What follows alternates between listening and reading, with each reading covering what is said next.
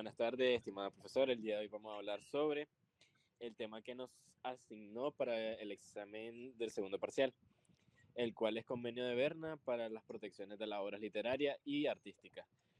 Nuestro grupo está implementado por Mariela Mendieta, Yosner Alizandino y Carlos Steven López. Para iniciar, vamos a hablar sobre la introducción de este tema. Bien, como sabemos, en el primer contexto del Convenio de Berna para la protección de las obras literarias y artísticas, este fue un tratado que se firmó en 1979 con el objetivo de que las naciones y los estados contratantes obtuvieran protecciones internacionales para sus derechos a controlar el uso de sus obras creativas y recibir un pago por ese uso. De igual forma, son 163 países incorporados en este convenio, conocidos comúnmente como Convenio de Berna. Es el más reconocido y firmado a nivel mundial. Esto ha sufrido grandes cambios en varias ocasiones, como puede ser en París 1896, Berlín 1908, Berna 1914, Roma 1928, Bruselas 1948, Roma 1961, Estocolmo 1967, París 1971 y por último una corrupción en 1979, el cual fue la última. Este convenio es una ampliación de sus 38 artículos, el cual abarca diferentes aspectos relacionados a la protección de la obra artística. Este como criterio para la protección de derechos morales y garantizados. Igual forma, la vigilancia de las protecciones, derechos de difusión y derechos de traducción y reproducción. En la Convención de Berna requiere que sus partes traten los derechos de autor de las obras de autores y otras partes de la convención, de igual forma conocidos como miembros de Unión de Berna, al menos así como sus propios ciudadanos, por ejemplo, la ley de derechos de autor francesa, que implica todo lo publicado y relacionado en Francia, independientemente de donde se creó originalmente. Los derechos de autor bajo la Convención de Berna deben ser automáticos. Está prohibido exigir el registro formal. Sin embargo, cuando Estados Unidos se unió a la Convención el 1 de marzo de 1989, continúa siendo que los daños legales y los honorarios de abogados solo estuvieran disponibles para obras restringidas.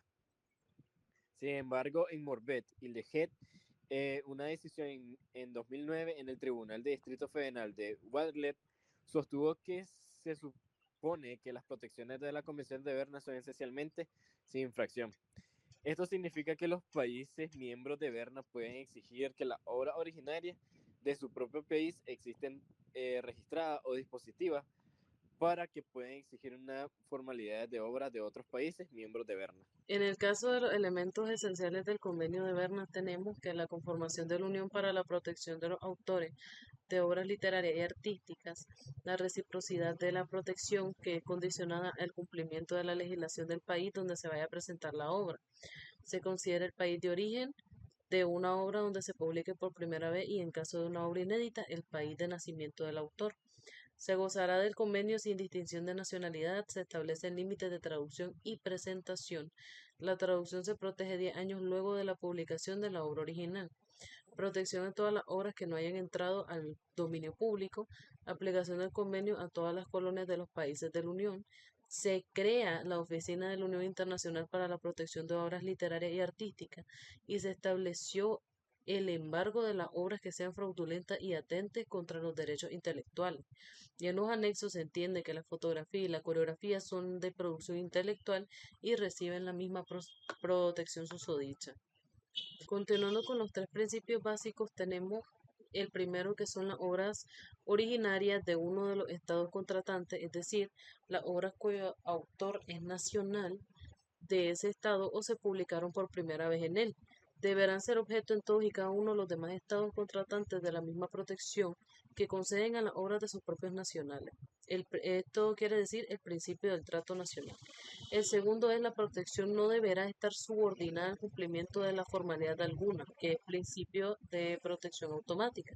Y el tercero es la protección es independiente de la existencia de la protección en el país de origen de la obra, el principio de independencia de la protección.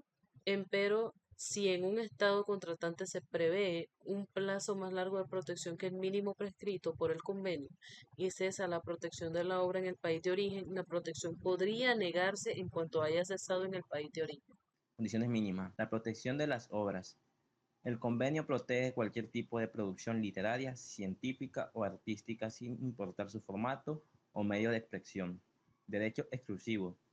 Se reconoce a los autores de ciertos derechos exclusivos como el derecho a traducir, el derecho a realizar adaptaciones y arreglos, el derecho a ejecutar o representar en público obras dramáticas, musicales y literarias, el derecho de radiofunción y transmisión pública de la obra, el derecho a la reproducción a la obra en cualquier medio con excepciones permitidas bajo ciertas condiciones, como el derecho a una remuneración equitativa en ciertos casos, el derecho de usar la obra como base para obras auditivas, derechos morales. Los autores también tienen derechos morales como reclamar la autoría de la obra y oponerse a cualquier alteración que dañe su honor o reputación. Duración de la protección. En general, la protección dura 50 años tras la muerte del autor. Existen algunas excepciones. Obras anónimas o seudónimos, 50 años desde la obra haya sido publicada. Obras audiovisuales, 50 años desde que se haya publicado o desde su creación. Obras artísticas aplicadas y fotografías, 25 años desde su creación. El convenio de Berna permite ciertas limitancias y excepciones.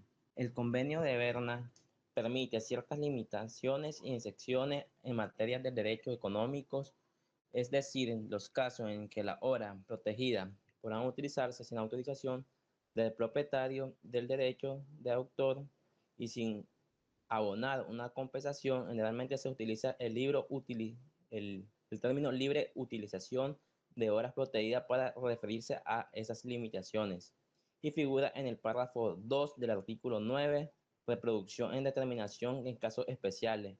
El artículo 10 cita y uso de la obra titulada de instrucciones de la enseñanza. El artículo 10, reproducción del artículo de periódico o artículos similares y el uso de la obra con fines de información sobre el acontecimiento actual y el párrafo 3 del artículo 15, 11, grabaciones efímeras con fines de radiofunción.